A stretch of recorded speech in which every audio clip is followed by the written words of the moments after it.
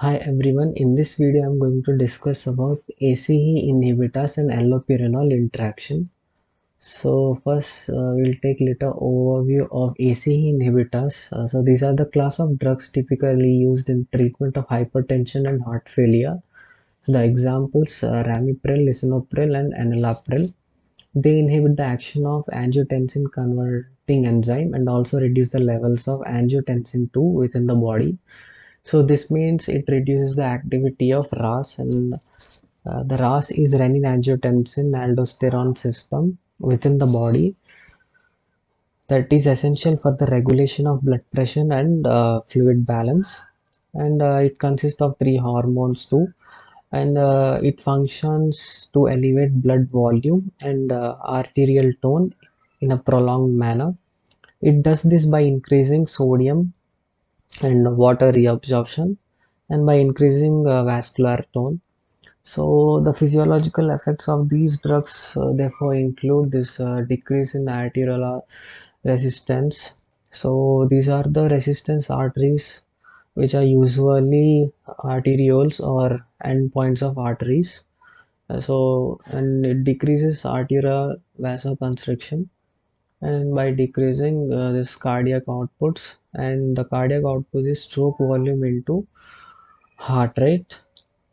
So the stroke volume is the volume of blood in milliliters ejected from the ventricles due to the contraction of the heart, and the heart rate is the number of heartbeats per unit of time. So the stroke volume is defined as the difference between end diastolic volume and end systolic volume. So thus it reduces potassium excretion in kidneys too. So these actions helps to lower blood pressure in hypertensive patient and also helps to improve outcomes in conditions such as heart failure. So ACE is identical to bradykinase.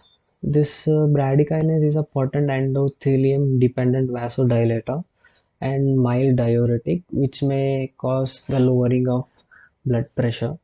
So ACE inhibitors may additionally reduce the degradation of bradykinin and affect enzymes involved in the production of prostaglandins. So the side effects are dry cough, hyperkalemia, headache, dizziness, fatigue, renal impairment, and rarely angioedema.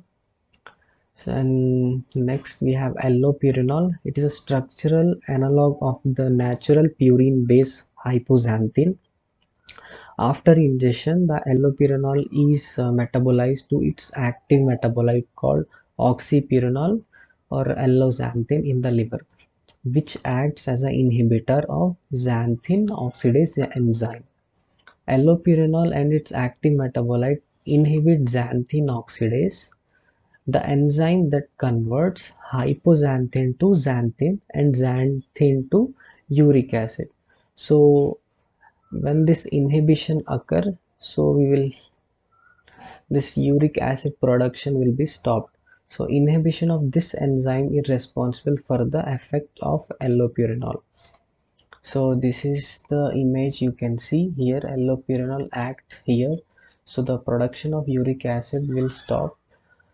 Okay, so this drug increases the reutilization of hypoxanthine and xanthine for nucleotide and nucleic acid synthesis by a process that involves the enzyme hypoxanthine guanine phosphoribosyltransferase transferase.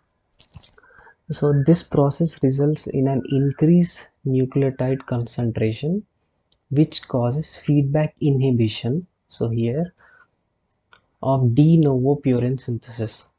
So the end result is decreased urine and serum uric acid concentration, so which decreases the incidence of gout symptoms. Now this is the case scenarios, like three cases of Steven-Johnson syndrome, which is one fatal, and two cases of hypersensitivity have been attributed to the use of captopril with allopurinol. This Steven-Johnson syndrome is a skin disorder in which mucous membrane and it has pain and rashes which will spread and with blisters also. So this anaphylaxis and myocardial infarction occur in one man taking enalapril when given with allopurinol. And the combination of AC inhibitors and allopurinol may increase the risk of leukopenia, which is the reduction of WBC. So patient will be more prone to infections and serious infections, and especially in renal impairment. So the clinical evidences are an elderly man with hypertension, chronic renal failure, congestive heart failure, and mild polyarthritis receiving multiple drug treatment, which included captopril 25 mg twice daily and diuretics.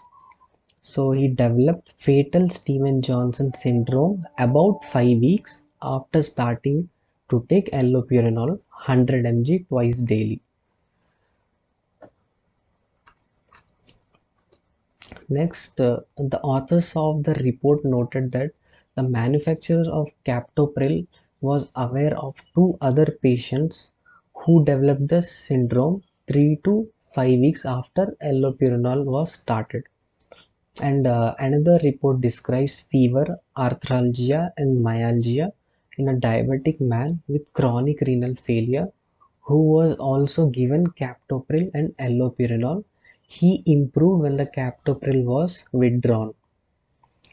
And exfoliatory facial dermatitis occurred in a patient with renal failure who was taking captopril and allopurinol.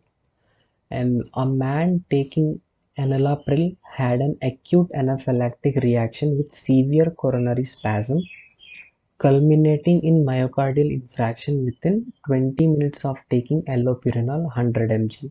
And he recovered and continued to take enalapril without allopurinol. The UK manufacturer of captopril also warns that neutropenia and agranulocytosis resulting in severe infection have occurred in patients taking captopril and other AC inhibitors. That concurrent treatment with allopurinol may be a complicating factor, especially in those with renal impairment patients. So, however, the manufacturer notes that while renal impairment and relatively high dose of captopril markedly increases the risk of this neutropenia, so no association between allopurinol and captopril and neutropenia has appeared in US reports. And the mechanism is not understood. It is uncertain whether these are interactions between allopurinol alone can cause the severe hypersensitivity reaction. So particularly in the presence of renal failure and in conjunction with diuretic use, captopril can also induce hypersensitivity reaction. And the importance and management. So these interactions are not clearly established and the reaction appears to be rare and unpredictable. So all that can be constructively said is that patients taking both drugs should be very closely monitored for any signs of hypersensitivity or leukopenia. So these are the main interactions like hypersensitivity and low white cell count, especially if they have renal impairment. And the captopril, this UK manufacturer of captopril recommends that differential white blood cell count should be performed before adding allopurinol, then every 2 weeks during the first 3 months of treatment, and periodically thereafter. Thank you.